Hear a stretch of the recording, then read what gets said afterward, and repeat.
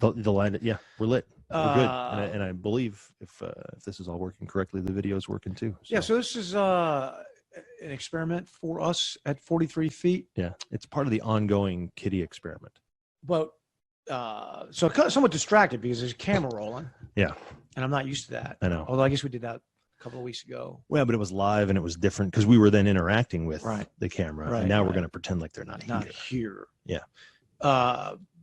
Are you posting this to the interwebs in a video capacity, like in a YouTube? Like not as we speak. No, later. But yes, later. So you could listen to it. You could listen to it. Yes. Or you could watch it. Yes. So it'll still be on the podcast apps. The audio will still be on the podcast apps. Yes.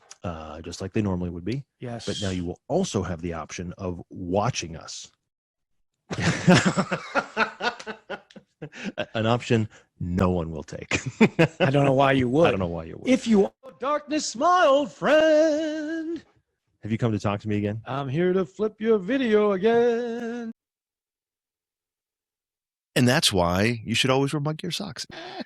I'm a smart wool and a stance sock guy, man. I love them. No, I don't. I just love my socks. You don't have to love mug gear socks if you don't want. He doesn't send them to me, so I don't have to. He sends them to the you haven't been hucking them for Oh, I did take him to the top of a mountain. I know you and Dread and Plague haven't ever done that. Took him to the top of. Yeah, that is true. There ain't no mountains where I am. Took a picture. Yeah, there you go. Well, I guess he did give me some free socks for that. Anyway, welcome back to the Circle of Trust podcast. Today is January 30th, Friday, January 30th. It is about noontime Eastern Standard Time, 10 a.m. Lord's time zone. 10 a.m. Mountain Time. Got my boy Dark Helmet in here. A lot of times I just don't know what to do. Say, Dark Helmet, get in here with me, help me out real quick. Well, we have real things to talk about. It's not like you were just desperate for something. Come on now. Yeah, it's just it's hard to bring in like guests and have them speak from the nation perspective. I know I love to talk about them, and then I'll throw some situations at them, but it's really hard to really dig into the nation topics with a guy that is kind of on the outside or maybe has a limited perspective. And with your perspective, it's a lot bigger, and so it leads to a different conversation, I think. For example, the Whetstone, and man, you guys are the numbers are looking good for this last one. And then in Cadence Boys, you guys are pushing over an hour with your talks. And I'm watching as the length increases, so is the viewership. People are just hanging on longer and listening. Yeah. Or on YouTube. Yeah. I can't tell on the Spotify stuff, but on the YouTube, it's generally just creeping up with. Yeah. That's good.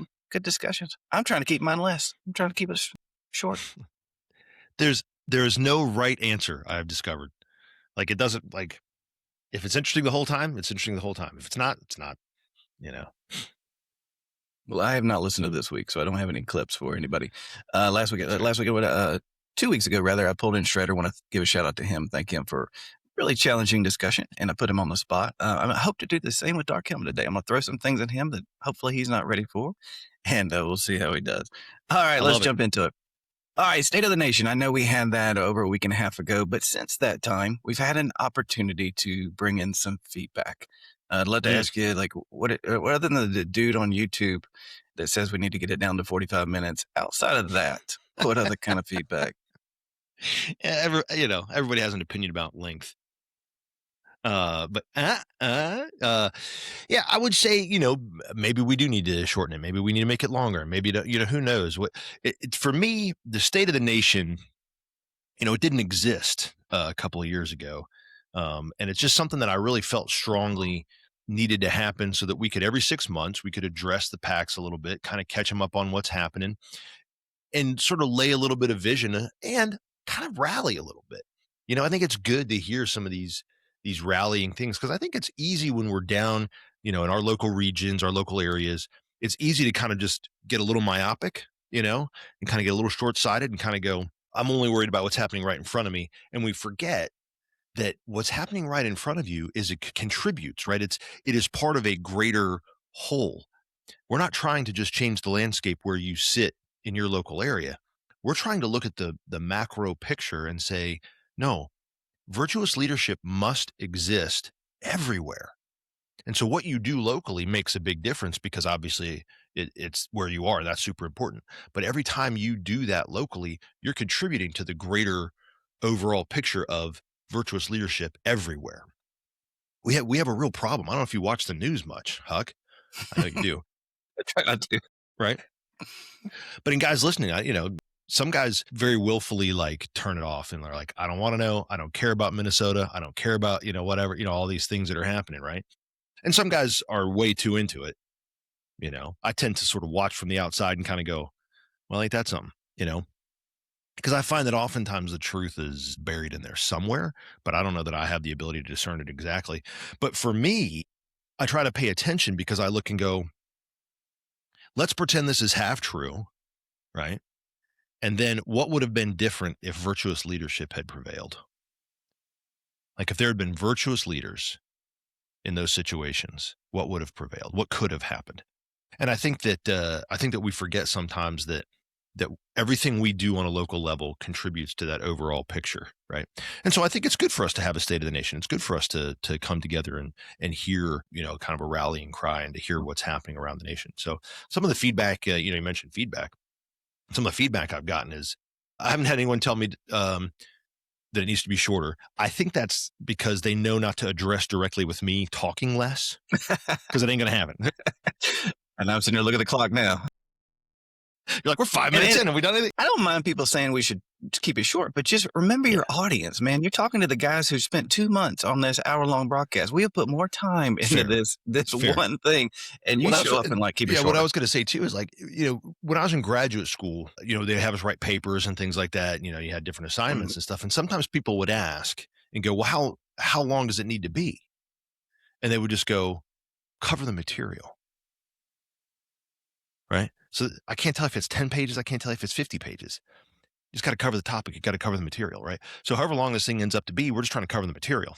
We're trying to be sensitive, and keep it as tight as we can. But, we're trying to cover the material. I remember I was watching a show in the 90s and the topic of the line was, what's the key to good communication? And the kid wrote, the key to good communication is brevity, period, and turned it in. Got 100. And I think every good comedian's like, remove every word that doesn't if you can prep it, that is the better way. And then Dred's a master of that. Like every word is like just dialed in, but it's what he does for a living too. So, you'd hope so. Right. But some feedback I've gotten a little bit. Bring Dred good. Okay. No, great. I guess. No, I think that, some feedback I've gotten, I tell you what, I actually got a really great text from a guy. And I considered it a big compliment in a way because he was like, hey, man, I've never watched a State of the Nation. Well, he's been around a little while, a few years in F3, but he's like, I've never watched a State of the Nation before. I didn't have any idea how much time you guys spend working on this stuff, doing nation stuff, like working on our behalf to try and, kind of keep the machine moving. And I was like, someone noticed, because you do. Sometimes you spend a lot of time and a lot of effort and a lot of brain power and other stuff, trying to keep these things moving along and on behalf of the men. And I'm okay with it being, quote unquote thankless, or whatever. I'm not a martyr, I don't know, whatever. I'm just doing what needs to get done. But it was nice to hear, that somebody noticed and they're like, man, that's a lot of work. Yeah, it is. It's a whole lot of work. I won't segue because I was going to bring this up later. I'm going to throw it in now. So, and I've brought about this before, F3 isn't an auto mechanics place, so you don't go to F3 to get your oil change. And all of a sudden, sometimes it becomes church, and then we have to have a discussion about it. It's not, and that's another conversation. I'm not going to talk about that. What I do want to talk about is when this week I went to go get my brakes and replaced. It's 140,000 miles this time. And then I called my buddy, and I was like, hey, what else should I do? While it's in there, there's things I don't know. Once they get that car behind in the shop, it's kind of like looking under your skirt a little bit, and then you're kind of helpless, like, oh, it's a little vulnerable. We got to replace all this for another. And anyway, and he says, go ahead and get your shocks replaced. And so I just, man, thank you, and it helps me. And there's experts in the room. I worked with special ed kids since 2003. I worked with the toughest of the tough situations, and I went into school administration, and the school had 1,000 people, 100 staff members. And I've always, since my 20s, I've always worked with large groups of people, but not one time in 20 years has anybody ever said he's the expert in the room when it comes to working with people. When it comes to working with people, everyone is an expert. How often are you treated as an expert in the room you've been doing this for what, 14 years now? And not just participating, but you got into leadership. At one point, does anybody say, "Nah, it's Dark Helmet. He got this. He knows what he's doing"? Oh, I don't know if anyone assumes that. Like, I would hate to presume that anyone assumes that I know what I'm doing or not. I do think sometimes that there is an assumption of, it's like anything else in our lives, right? If a guy holds a certain position, we assume certain things about him. We assume that he must know something we don't, or he must have some sort of talent that we don't, or, whatever it might be. But it was funny because I was driving, I was with actually, I've had 2 different conversations now. I took my middle daughter out shopping because that's a thing she enjoys, and I will therefore enjoy it with it. It's like playing Barbies, man. That's all it is, right? I did it when she was little. She's moved on to shopping. That's what we do now, right? And then I took the youngest out as well a couple days later because she needed shoes and whatever, right? So they love to go shopping with dad because all they have to do is go. Dad buys things. That's part of it. But also, I get really into it, Huck. I get really into it because I'm kind of a shoppy guy. I like that sort of thing. And what I really love is I like to find things. And I like to kind of treat them like a little princess, right? So I sit them down and I'm like, I will bring you things, that I think you will like, and that, meet certain criteria, whatever, right? So I sat youngest down last night, but, and I'm bringing her shoes and I'm trying them on, and she's like I'm just sitting here, being toted on. Anyway, but we're driving around in middle on whatever it was, 2 or 3 days ago. Went out. She's like, it just occurred to me, because she was talking about her future. What does she want to do? What does she want to be when she grows up? All this kind of stuff. And she was like, Dad, I just feel like that, like all these thoughts that I used to have of like how it's supposed to go. Like, she's like, I don't know if that's real. And I was like, babe, I've been telling you. So yes. And we were driving by and I was like, see, honey, all this is made up. It's all made up. Like, none of it's real. Like, all we're doing is we're finding a way to provide value to other people, and then they give us something back that we need. And we've all sort of agreed now that money is kind of the universal language. So we'll just exchange money back and forth, that because it's easier. Because then I just, I don't have to search for a guy with chickens or something. You know what I mean? Like, if he gives me money, then I can go get chickens somewhere. You know what I mean? So but I was like, it's all made up. And she was like, that's interesting. And so she's kind of, cogitating on that. And I think that we think sometimes that other people have it all figured out. Like, there's some sort of system that we're all supposed to be part of, and it's like, oh, well, those guys have cracked the code. No, they're just more willing to make stuff up than you are, like, so sitting in this role, do people think I have it all figured out? I don't know. I mean, there might be some guys out there who think that. I will say that, I have a lot of things figured out, but no more, or less than anybody else necessarily. Right. And I'm still figuring a ton of stuff out. I'm still figuring stuff out all the time. So do guys look and go, he's got it all figured out? I mean, through experience, I got some things figured out, one would hope. Right. But I certainly am not the final say on anything. I'm not the guy who knows everything about anything in particular. There's got to be some consistent themes that have come across throughout your tenure that just How work. do you mean? Kindness always works, in my opinion. Always. Oh, yeah. Now, I will say that. One thing that I will say I've gotten very good at over time is recognizing and discerning capital T truth, right? And so when I will align myself to capital T truth, then things tend to go better, right? And so I think that's a lot of what I spend a lot of time doing, is trying to figure out, with all the things that are happening, let's tease out what's the capital T truth, underneath all that. And then try and guide guys and direct them toward those things. I would say that's probably a thing that I've figured out, and that is pretty reasonable as a a thing that I could do or help a guy with. Kind of, that makes sense? Yeah. I'm gonna give you an example. I run a kids program, and we have four kind of calling. One is I'm brave, I am strong, I'm smart, I'm kind, and I love being brave. I love being strong. I'm not real happy with smart, because I don't think you should be smart all the time. I think you should, like, it's kind of I don't know. I got to work on that one. But being kind. Maybe it depends on what you mean by smart, but go on. Exactly. I think it deserves more explanation. It deserves more, like, don't walk into a room and be smart. Actually, walk into the room and be the dumbest kid in the room. Learn. It's the ability to learn is so much more powerful than being smart. And I want to make sure I communicate that correctly to kids. Like, there is no expectation of being smart. There's an expectation of being open and an expectation of learning. But I don't know, man. That sounds pretty smart to me.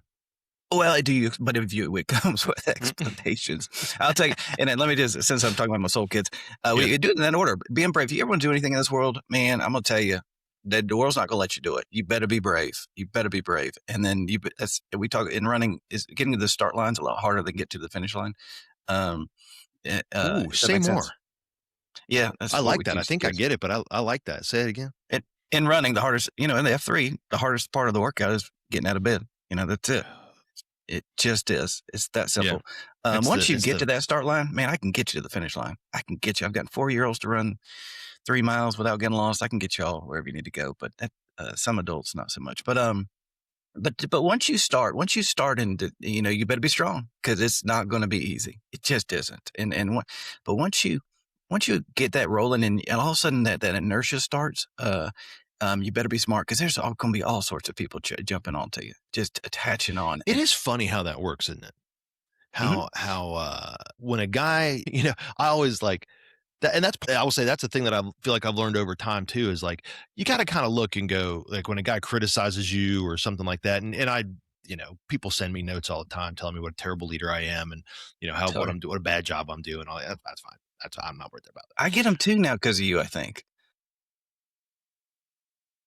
It's like when I gave you when I was like, hey, Huck, I want you to do this job. And you were like, wait, is this the job that is like, now I'm going to do all the stuff you don't want to do, and I'm going to take all the heat that you don't want to take? And I was like, I got to go. That's exactly what it is. I'm glad that was it. Yeah. To be clear, about a year ago, I was like, what's this job? And I was like, let me just guess. It's all the stuff you don't want to do.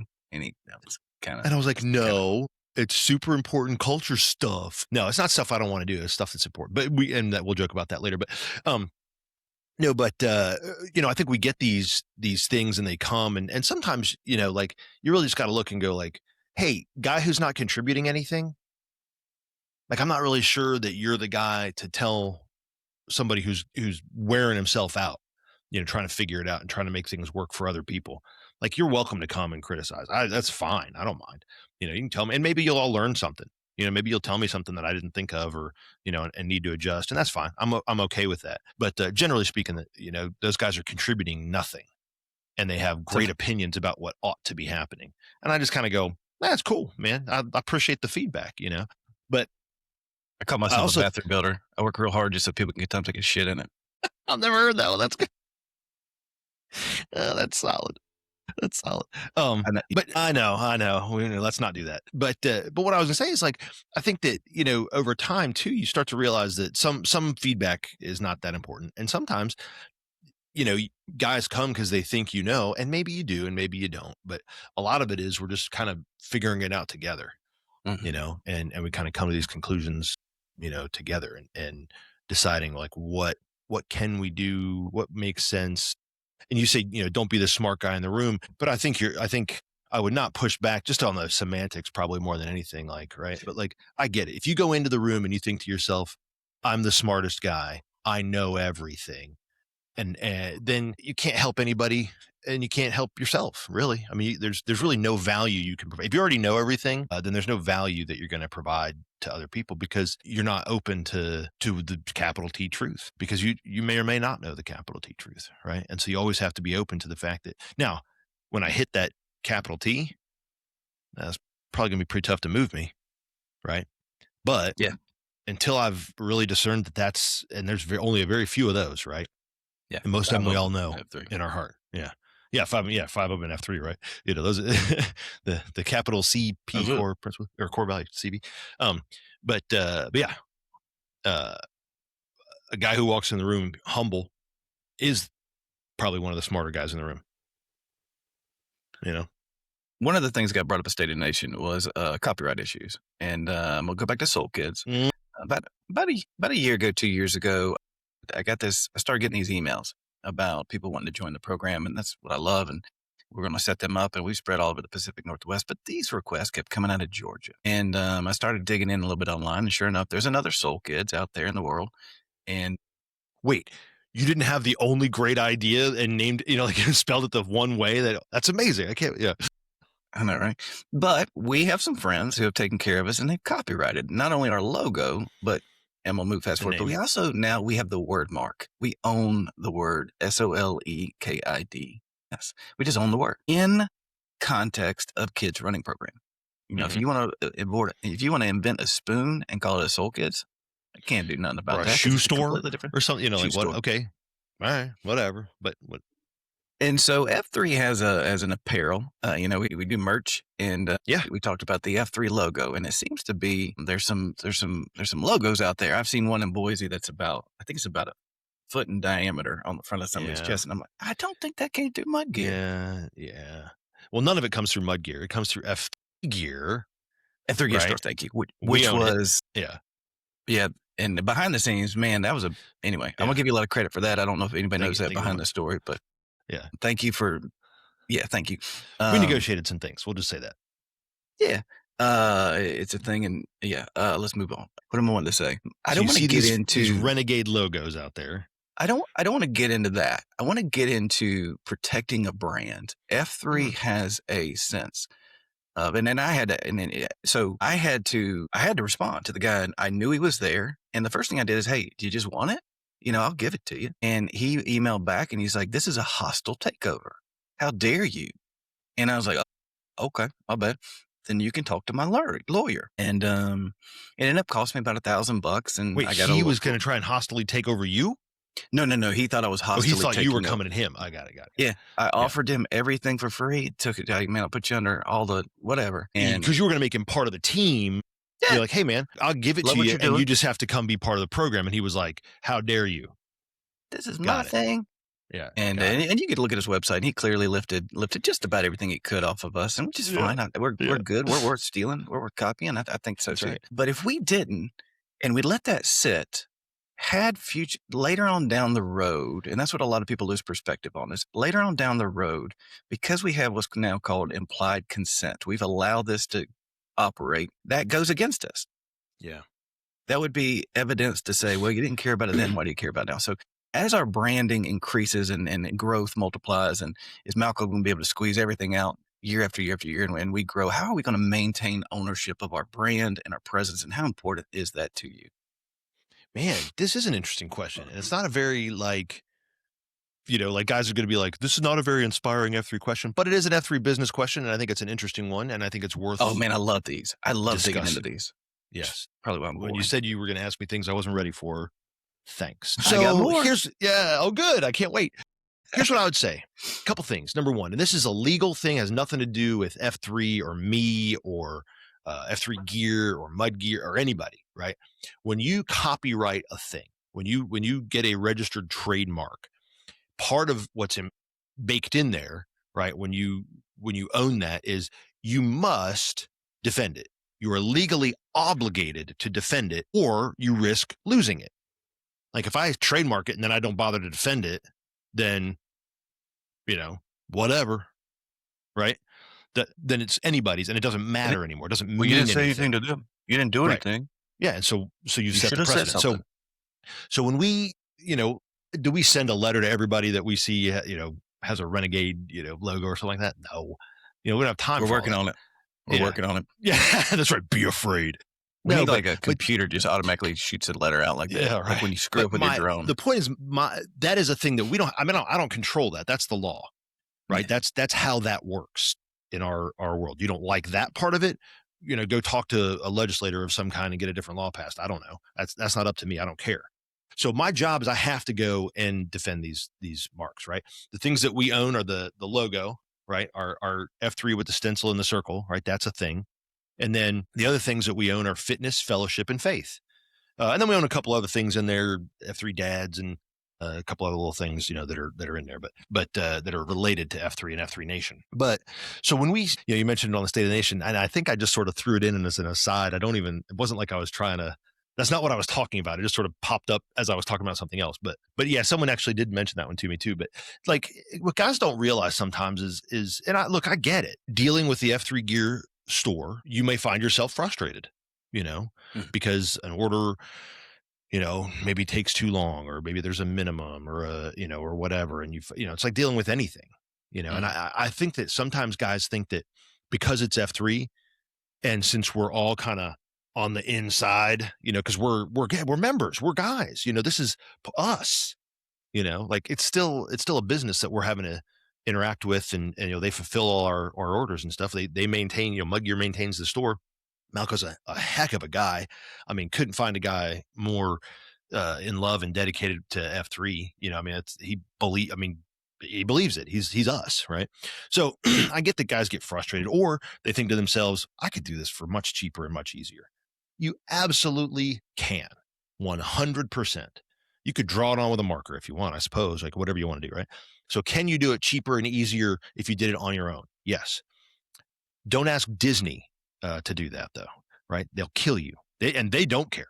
Like if they saw you on Instagram in a shirt that they didn't license, they might send you a letter, like that. But they have big lawyers and stuff, right? So we don't chase everybody or anything, but we have these marks and we have these things that we own because we do want to protect our brand. And we talked about it a little bit on The Nation, but like the mark means something. That logo means something. It means when I get out of my car and someone says, I know I was going to be safe and I knew that you would help, like they get it. They know what that brand means. And so we can't just let that be anywhere all the time, for everybody who wants it. I get it. You feel the sense of identity and you want to show that you're part of the thing. And it is a free workout group, by the way. You're paying nothing to be here, right? So it really is a movement. It's not so it's hard sometimes when these kind of bullfroggy kind of worldly things enter into the mix, right? And sometimes it's hard to swallow, and sometimes it's hard to get easy to get frustrated with. But I'll tell you, and this is really how I feel about it. I don't think I've ever expressed this out loud, and I know that this is a risk. Let me think about that. I'm trying to think of. Well, I'm just gonna have to say it, Huck, because I think it's just the truth. I think this is a capital T truth. One thing that guys don't necessarily understand too is that this isn't going to my boat payment, or my car payment, or, some fancy vacation. I don't have a salary, from F3. That's not, so when you buy gear, it does not benefit me directly in some way. You know what I mean? Like, Actually, I don't care if you buy gear. I hope you would, because I hope you feel like you're part of the thing. That's why early, a couple of years ago when Malco and I sat down and renegotiated all this kind of stuff, we became the owners of our store and our brand and all that sort of thing. We laid out core principles upon which the store would operate. And the first one is to support and sustain the mission, like to provide some financial support. Sure. But really to support and sustain the mission from that sense of identity, right? We want to provide guys that sense of identity, that sense of brand inclusion and, belonging, right? So I get that you want to feel like you belong. I get that you want to put that on your chest because it means something to you. It's important. It's part of who you are now, right?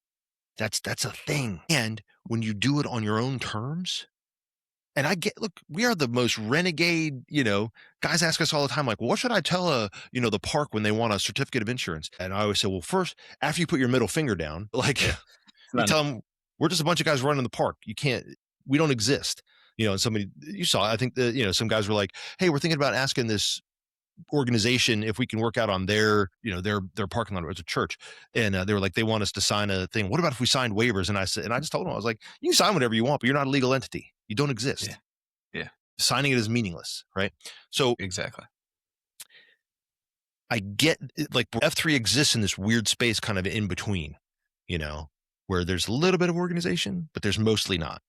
So when a guy puts that on his chest and a guy says, hey, I belong. I love that. And I get that the shirt might be more expensive than you wanted to spend money on. And I get that maybe it didn't come as quickly as you were hoping it would. Or I get that it's like, well, and actually we've solved this problem where guys were like, I can't round up 12 guys to buy new AO shirts because they already own them.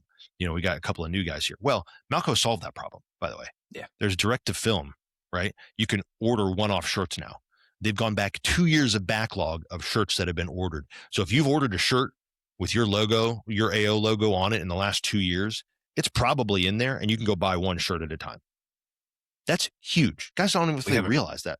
We haven't released that yet. That's brand new. Like that just happened behind the scenes, I think. True. I mean, it's been a couple of months and I thought maybe we had put it out there somewhere, but we really you're right. We haven't talked about it a ton. And so we need to talk about it because that problem has been solved. That's fixed. I'll push out a link. Yeah, we'll do it. But my point in saying that is so yes, the brand must be protected. Yes, the nation gets a little bit of money. not a ton, right, off of every shirt, but a little bit of money off of every shirt. That really helps us to operate. It's a huge help to our operating cost, right? And so, friend, with the love in my heart, I really hesitate to say this because I know it's going to make some guys mad, Huck. But when you do that, when you renegade gear, when you print your own stuff with F and 3, whether it's the logo or not, right? If you use those letters in succession, you're diluting the brand and you're stealing from other men. That's a fact, because you're taking money out of the operating budget of F3 Nation. And that means that we don't have the ability to pay bills that we need to pay because you decided what was better for you. And I know that's not fun to hear. And I'm sorry if that hurt your feelings. I mean, I really am. I don't mean it to hurt someone's feelings, but that is a capital T truth. You're stealing from other men. And the other thing I was going to say about it, and hold that because I want you to say it. The other thing about it is you're not really acting in integrity. That's what I wanted to jump on. Working through my situation with the guy in Georgia, Yeah. we weren't losing money. He wasn't taking any business from us. Yeah. And the lawyers, and there were two different teams. There was a team and there was a dude right down the street from him. That's how you do it. But the question they asked me was, why? What's the point? And I said, I'm working with people's kids. Like, I got this Santa Claus thing going on. You check my social media, I am open. You can find me. I ain't hiding nothing. And this guy went behind us and lifted all our stuff. That's integrity that bothers me. And if he was on my team, I probably would have fired him. I probably would have. And let him know that this is not how we operate.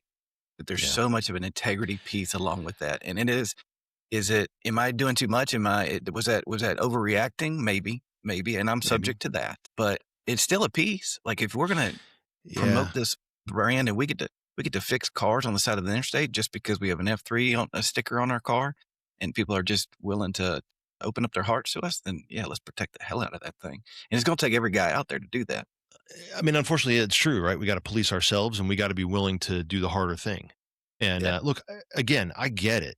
Now, some of those problems, and I think they were legit problems or issues where it's like, I can't scrape up 12 more guys to order a shirt, right? Problem solved. We fixed that, right? Malco really went to work on that and figured that out, which I think is awesome. I mean, here's funny too. It's like, it's not like he just like found a new guy or something, whatever. He went and bought tens of thousands of dollars worth of equipment to make sure that he could do that for you guys, because he knew that was a need that was there. He knew it was something that was important to us. And he did that because I had been asking him, how do we solve this problem? How do we solve this problem? And he figured it out, and it cost him a bunch of money to do it. I'm impressed because when I print shirts, I got a race coming up in May 4th, and we're going to have to print 3,000 shirts. But I also have a team of soul kids out in the elementary school, and I only need 15 shirts. When you ask for those quantities, it's different people. Some people cannot do the 3,000. Some people cannot do the 12. And Malco somehow can do both. And that's quite impressive. He has elected to figure that out, right? And it's not easy. It's not easy because it's different equipment, it's different people, it's different processes. It's just facts, right? And money. Do things at scale. Oh yeah. So I want to go back just for a second, Huck, because I want guys to hear me clearly, but I also want them to understand where my heart is on this, and I don't want them to get mad at me. Although, to be fair, it's going to happen. Whatever. Check the comments below, right quick. Right, yeah, exactly. They're here. Send it to fu at F3 Nation. No, I'm just kidding. Don't do it. No, but like, I really hope you hear me, guys. I don't think you're bad people. I don't think there's anything, like any of that kind of stuff, right? And for a guy who has such a wanton disregard for most rules, it really does hurt my sensibility to say it out loud. You know what I mean? Like, because what do I always say? Rules are for men who lack creativity.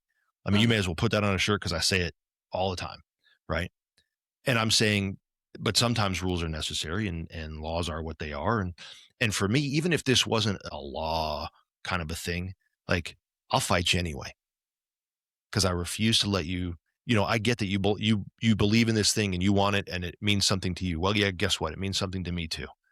And it means something to me in a way that I want to make sure it's pure, that it is protected, not for myself, but it's protected for every guy who wears that on their chest, because I can't let you sully what it means to them, and what it means to our communities, like, now, should we offer more variety and should we do this? Yeah, we talk about that kind of stuff all the time. And we're going to work on that, right? We are working on that. This team of volunteers, right? That's what we're doing. But I want you to hear me clearly. It's not that I'm sitting here going like, these are bad guys and screw these guys and I'm mad at them. I'm not mad at anybody. I'm not. I just want you to do the right things. Pro tip: if you're going to break a rule or a law, do one at a time. Don't post it on social media. Don't post it on social media. That thing on Twitter. What do you think? That's really what it boils down to. Shut up about it. You gotta say, right. Do what you gotta do. Shut up about it. Don't sell it. Right? Do one for yourself. Don't sell it, and don't put it on social media like an idiot.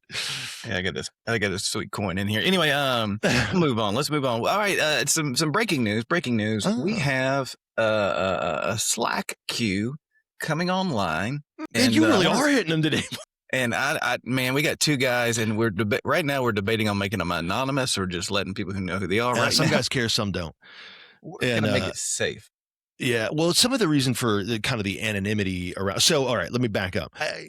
I think that guys, I shouldn't even say I think that guys, although maybe that's true as well. Dark Helmet I'm annoyed with how Slack functions at the nation level, right? The nation Slack. And this isn't picking on a particular individual because this sort of stuff has happened over all the years that I've been watching it and in it and doing it, right? I mean, and I've been, you mentioned early on, like I've been in national leadership roles with F3 of some kind or other for going on 9-10 years. A decade. Right? I mean, it's a long time.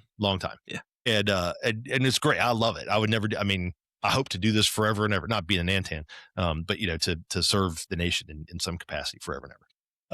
So don't think that I'm picking on one guy because I'm not. Like this is just it's the same stuff, and it happens at work. It happens. I mean, it's a common. Every Slack that I belong to, and there are many. This is a thing, And most of them are F3, but some of them for other organizations and stuff too. But this is a thing, right? Where it's like a guy will post the same exact thing in like 15 channels, and like totally roadblock the thing, and you're like, I want to read this. Go ahead. Let me read this. On the internet, it's out there. I found it. Okay. And I'm not going to name who it is, but blah blah blah. Oh, wait, real quick. My point is, I got annoyed, and so I said, you know what? I think we need some kind of. I want Slack to be a useful tool for the nation, not an annoyance, not a thing that's just noise that guys ignore. I want it to be something that actually means something, where they can get good information, where they can get connected to guys that they want to be connected to, and there's good things happening in Slack. A lot of them. Mm-hmm. And unfortunately, what ends up happening is because of a lot of the noise, being in wrong channels or like stuff that's just not really appropriate, not like it's bad, but like it's just that's not where that belongs, kind of a thing, like I fear that all the good stuff kind of gets lost in the noise. So that was the reason behind thinking to ourselves, we need some sort of administration around this, not a centralized like big brother kind of a thing, but just sort of a guide to be like, hey man, we want to try and make this effective. And so this is how we're going to approach it. Right. So that's sort of the backstory of whatever it is that you're about to say that I don't know that I'm getting nervous about. Well, yeah, you've heard, you've actually know this. Okay. All right. Good. All right. So it's an editor of a newsletter, and there's a couple different ways to speak with people, and I wouldn't recommend this way. This is that's always a good way to start. It's always a good, but it's a way, and clearly this PAX has established himself in the community, and he's able to speak in a way. So it's just a way. And so I'm a paraphrase. I'm jumping in the middle of this blah, blah, blah, blah, blah. He's talking about a dude, and he said, I'd like to thank him, blah, blah, blah. And he put in bold, stop posting your dumb message on 9 different Slack channels. There's a good likelihood that nobody gives or reads it on one channel. But don't let that stop you. By all means, copy and paste that thing on first F, second F, third F, general CSOP, and your home AO channels you've never been given. And another pro tip, put your message in the correct channel. Back in the olden days, we used to use GroupMe. Now, blah, blah, blah, everything. So if your parakeet has a call, make sure to post it in the no one gives a crap channel. I do. Okay, I remember this. Yes, this is This is Jumanji, right? The Jacksonville guy. I didn't say that. I mean, nobody. I have no idea where this came from. But I love it. And I hear the PAX down there. Can't wait to read what he has to say because it's just real. Clearly, he don't care, which is nice. He's working from we ain't firing him. I know that. So he's working from that. It's funny because I shared that with the guys that we've been talking to about kind of administrating this sort of these general guidelines. Because what we want is, it's really like everything else, right? If Slack's going to be a useful tool then we need to approach it intentionally. It can't just be the Wild West of like just this garbage heap, of like just where everybody just dumps stuff or whatever, right? We've got to approach it intentionally if it's going to be effective. Everything effective must be approached intentionally. And so what I essentially said to these guys was, we need 5 core operating principles. That's it. We need, free, open to all, like whatever the things are for Slack, we just need those that guys can then govern themselves and operate under. But we've got to be a little more intentional about this. So I shared them with that as a newsletter from some unknown region. That's funny because I did too. I sent it to him as well. Oh, did you? Oh, good. I did. That's when he knows the truth. That's when he knows the truth. Right. I mean, yeah. So I was like, this is the ethos. Don't do it like this, but this is the ethos, that I want us to operate under, like kind of the. You Slack queues, there's 2 of them. Good luck herding those wildcats. And so, that's a good, I'm glad you brought that up though, because here's the thing. So what you'll see, guys, in Slack is there's probably going to be someone, I don't know what they're calling it. What this anonymous, handle will Slack be. And the reason that it's anonymous is so you don't turn on some dude who's just trying to, help, right? Because you get mad and get your butt hurt, then just to attack that guy. I'm not gonna let you do that, right? So, but the other thing is like, that's going to rotate over time. Because there's, it's going to always be kind of a small team of guys, like the social media guys, right? There's always a small team of guys that do this. And so in order to have a consistent place, we'll just sort of make one that's like a clearinghouse that everybody uses, so when that guy rolls off the team, a new guy rolls on, he doesn't have to, they have to make a new one, right? It's just sort of this is just the, Slack bot or whatever. I don't know what they're calling it, but, essentially you're going to start enforcing some good principles and guiding in loving ways, and, you can look at it and go, oh, this is really, now we're really getting officious and Big Brother's coming into whatever. Dude, it's not like that. It's like, as an example, and I see guys do this and it largely self-regulates, in a lot of ways. But like a guy will post in the First F channel or something and be like, hey, man, I'm looking for work. No, that's not a bad thing to do. That's a great thing. We want to help you. But guys, I see them, they go, hey, you may have more success with this in the business networking channel. That may be a place where you post that and you get more, because the theory is, or the thinking ought to be anyway, that the channels that exist in Slack are things that I'm interested in. I have no interest in, I'm just trying to think of it, like here, at least I'm going to pull it up here and just pull one up and be like, a thing that I'm in that I don't know if I care about most of these. There's a couple of dudes I kicked out of the official F3 forum because they always have their shirts off and they're always saying the same thing over and over. It comes across as spam when you reach oh, really?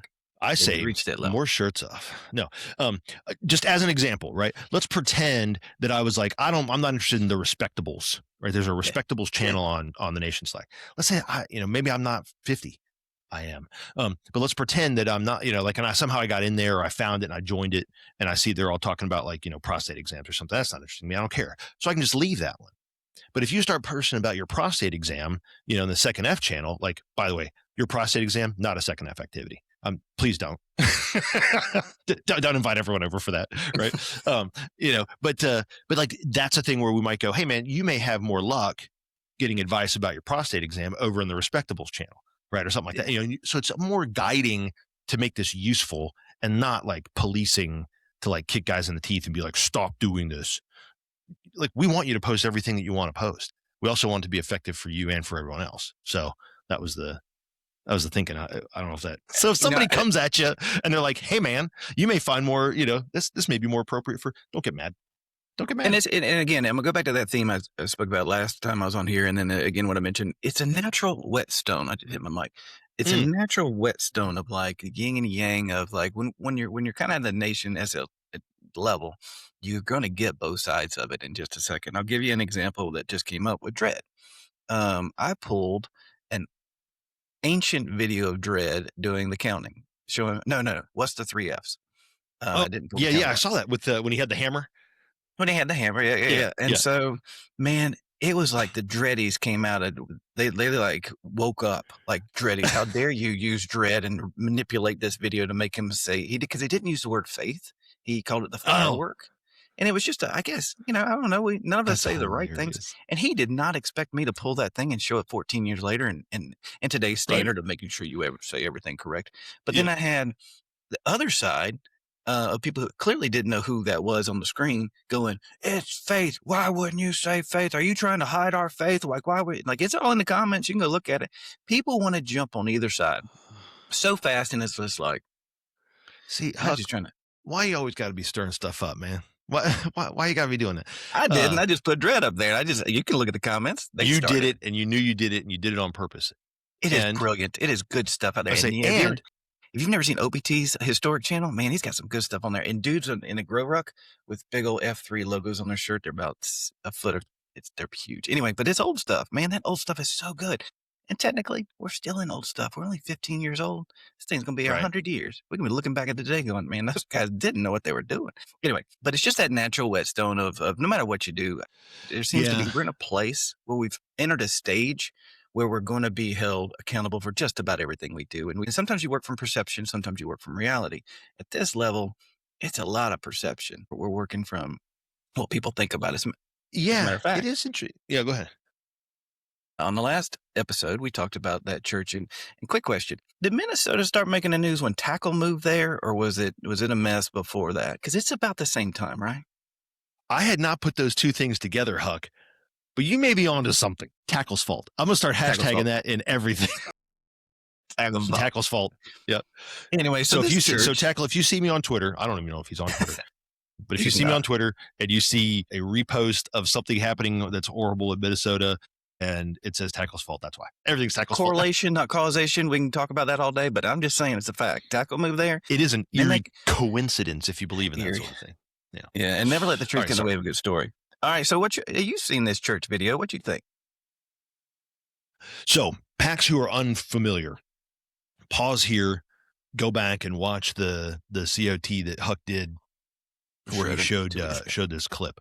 Shredder. Yeah, right. So essentially what happened, just to give you kind of the backstory, there's a pastor who was, and it was Minnesota, wasn't it? That is funny. But, and I don't remember if it's a Methodist or who, anyway, not really important, but she was holding a community meeting and they were talking about, like, I think if I remember it, the overall topic of the thing was like forming community and how do you build community and things like that. And one of the ways that came out was like through fitness is a way to build community. And so she said, she kind of threw it out there and she's like, have you guys heard of this thing called F3 Nation? So now here's the thing I think is funny, right? Here we are in, little old right outside of Charlotte, North Carolina. You're over there in Boise, Idaho. And here we are, some lady who, in the middle of Minnesota somewhere, I don't know how she found us. I don't have any idea how she came across us. I don't know, right? But she shows some clips, a couple of videos, right? The one that I just love, that's like the super hype video that we showed at the beginning of the State of the Nation, right? And then also the old whiteboard video that's like from, I don't even know, 10, 12 years ago when this thing was, created. And it was like, this is Bob. Bob's sad. Bob needs friends. Bob works out with guys and now everything's great. Like whatever. It's a little, one of those hand drawn things. And it was funny because that was created like so early on. That technology was like the cutting edge, that whiteboard. It's good. Like, Those are good videos. They're great.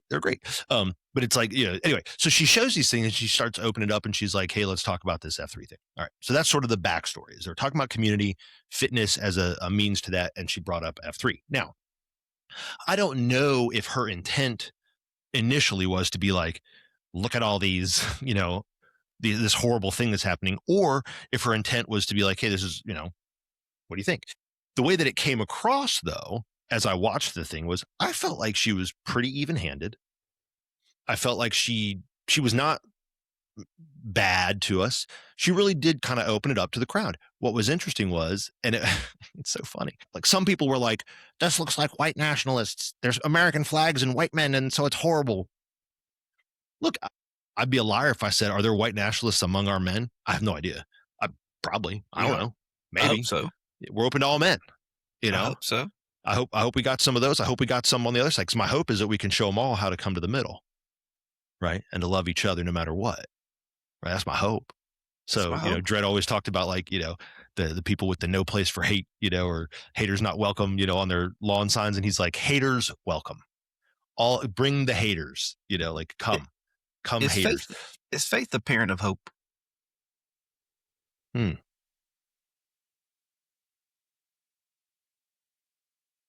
Put a pin in that. I'm gonna come back to that. That's an interesting thought. I'm gonna have to let that noodle in the back of my head for a second. But with regard to this pastor and the things they were talking about, I go watch it. First of all, I think it's I think it's like 11, 12 minutes or something. Maybe it's something like that. Maybe 13, 14. But anyway, it's not long. It's not short, but it's not super long, and it's worth watching. There were Two-speed it people in the before you put a crowd. comment Yeah, there down you there. go. Two-speed it, Two-speed please. it. Put the captions on, or you can read fast. Go. I love it. But no, there were people in the audience that were like, I don't know about this. This looks terrible. There were some people that had clearly either belonged to or had relationships with people who were in F3 and were like, no, it's actually a really good thing. It's kind of amazing. My favorite one was there's a lady in the audience and sounded like an African-American lady. I don't know that, it's tough to tell, but so it kind of sounded like the camera was only ever on the pastor. So I don't know, but it was clearly a woman because they mentioned it, right? But she clearly not a member of F3. Did not seem to know anything about F3, but she was like, I think it's good that men have something, to keep them from being lonely and to have, the constructive outlet kind of a thing, like it was. So you got sort of opinions all over the board from some of the people in the audience, but I thought on the whole, she was pretty even-handed. And what I found encouraging, honestly, about it is, Dredd and I joke about like, hey man, say whatever you want, just don't spell our name wrong, when you print it, right? So no press, bad press kind of a thing. But I love that we're part of the conversation. I think actually you and I talked about it and you reached out to her and she was nice enough. My hope is that she will still be open to us, she and I having a conversation just for clarification. I'd love to be part of the conversation about how to build community and what we ought to be doing in our communities, because I think they'd be shocked beyond reason to hear, this group of guys with American flags, actually what we're trying to do is recapture what America's about. We're trying to recapture the core principles of what we're built on. And what we're built on is love your neighbor. Right. And I'll say what we're built America on. America led the way on that. I mean, it's not even close. It's not even close. No other country came close. No other system of government, nothing has come close to bringing people together the way that America has brought people together in the past, has brought people together now. Some people say we're past it and whatever, but I think it's recapturable. Lined up based on that. Yeah, for sure. Please accidentally don't invite me to that one. But the fact is that like that's what we're about. That's what we're for. We want to bring people back to the ideals of openness and kindness and love and gentleness and where men and women work side by side to make communities better places. That's what we want. That's what we're trying to do. And I think they'd be shocked to hear that. I think they would. They'd be like, wait, what? People are doing that? And we'd be like, yes, desperately trying to do that. That's why we want to teach men how to be virtuous leaders, because we want them to go in the communities and bring people back to this kind of ideology. We happen to teach it through a stupid workout. That's the way we do it. It's because shared suffering. That's why the whole shirt won this year, like because men bond shoulder to shoulder. That's what we do. So that's how we operate. But I didn't tell you about my inbox and about the shirt we chose. My goodness. Anyway. Oh, good. We can get to that too. But you said, is faith the parent of hope? Oh, you can bring it. And I'm going to say my initial reaction to that is yes. Okay. Because faith, as I would define it, not just a belief in something bigger than yourself, although I think that's an important piece of it. I think for me, I take it a little, my personal definition of faith is a belief and a hope for something which is not seen, but which is true with a capital T, right? And so it's aligning yourselves to those universal existential type truths that I would say God put into practice, but a reasonable person can say some other source if they want, but those things that are, and I think you have to hold out hope within that. Like you have to be willing to believe that there is such a thing, then you can hope for it. I think hope follows faith, but we can probably some semantic arguments to be made there somewhere, and I'm sure Dredd will tell me I'm wrong. No, man, I'm gonna dig in on this one. I love the reactions from the church because in my mind there were three different types of people. There was one dude that stood up. He goes, "I know everything about this thing. I'm the expert. I know what I'm talking about. They're good. Let's not talk about him." Somebody else stepped up and was like, "I don't know anything about it, but this is what and they professed what it was. And they started off the thing was, I've never heard of it. The lady that you mentioned sounded like she'd never heard anything about it, but yet she spoke to what she knew in her life and could see how this was a great fit. And it reminded me of, do you know what the difference between an optimist and a pessimist is? I mean, yes, but tell me. An optimist is somebody who sees the world as generally a good place. Okay. And they look at themselves also as somebody that's generally a good person. A pessimist is somebody who views the world as a negative place, but they don't look at themselves that way. They're why is everything so bad? They don't turn that energy on themselves. Say, why am I so push it. bad? Yeah, they push it there. Why can't everybody be as good as me? And and so when she entered that conversation, she was like, she's like, I'm gonna find the good in this, and she connected it to things she's seen before, and man, those voices, man, we need to put a megaphone in front of that lady. It's just not the way she just. There were so many people. I have no clue. That's right. But Yeah, I don't she like said it. something about like, yeah, exactly. Like, I know nothing about it, but it doesn't smell right to me. And she's like, I know nothing about it, but I bet you there's some good in here, or we wouldn't be having this conversation. And she's like, didn't she like liken it to like Lions clubs and stuff like that in the past? It was I think she's the one that said. Was she the one that said there was something that existed here in the past for women? And sure enough, if you pull up on the copyright page and look for that, she's right.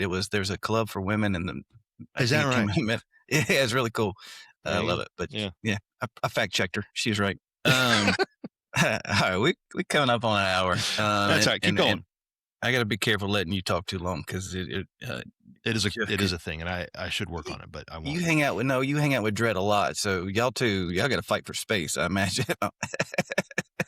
There's not a lot of air left in the room when we're in it. That's right. I want to give a shout out to the expansion queues. Did you know how many regions do we grow a week?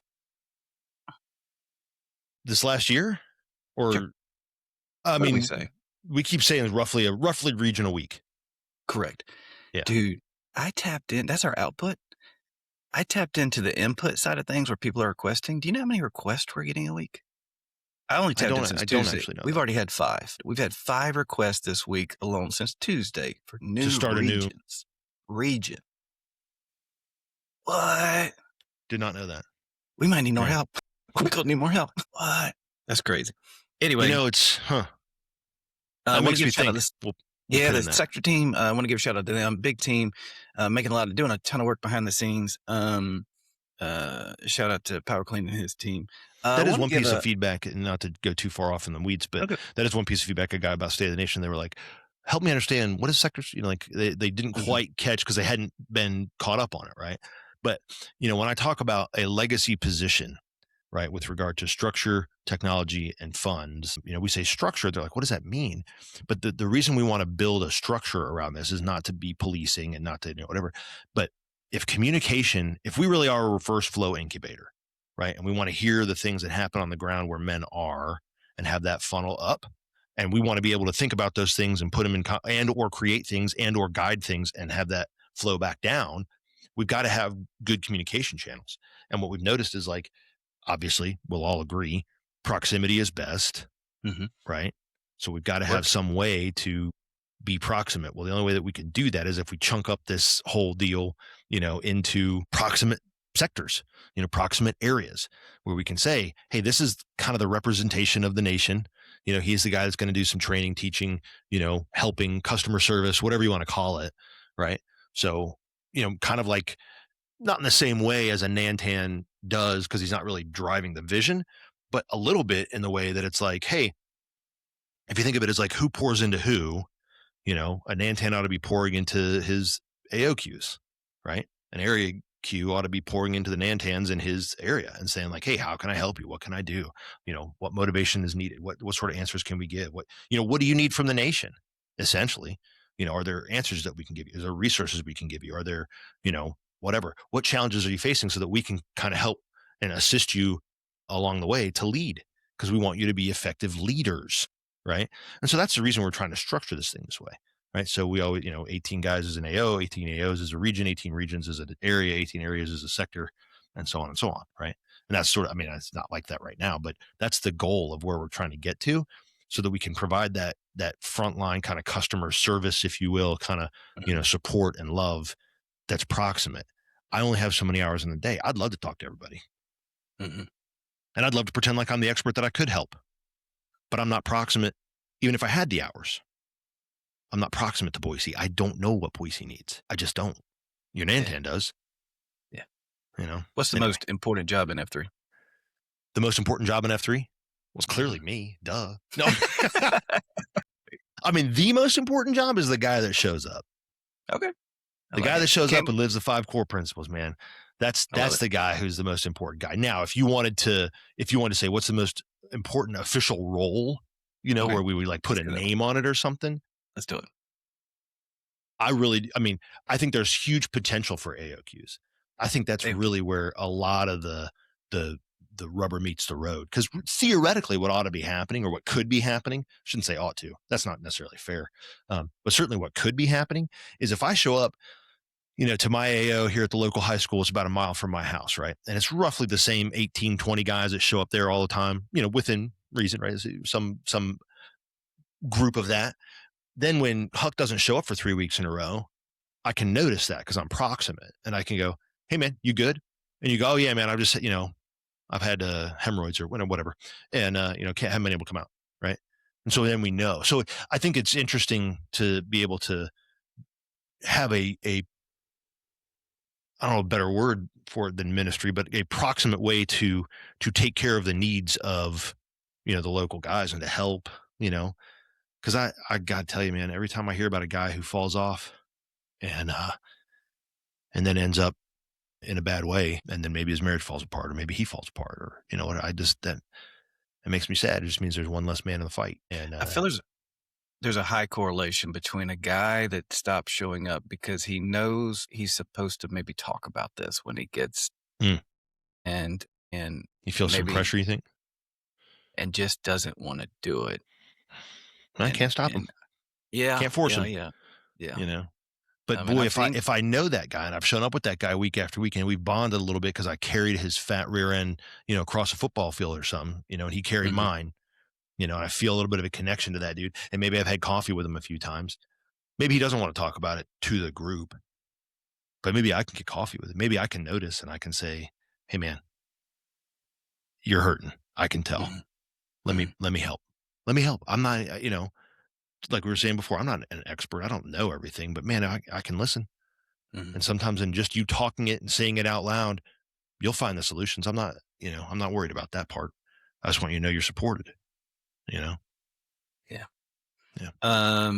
Again, I'm going to get out of here. You got me an hour and 3 minutes. I knew this. I want to give a, not, how do I say it? One of the things that comes across our desk is a loss, a region, and sometimes we're not allowed to say anything. Anytime a region loses a PAX, all I can tell you is I don't know if there is a good way to uniform or standardized way to broadcast that out or respond to that. I do think we have an obligation to support the men who have, and I don't know how to do that, but I just want to give a shout out to the boys up in Hayes region. A kid that Yippee-ki-yay.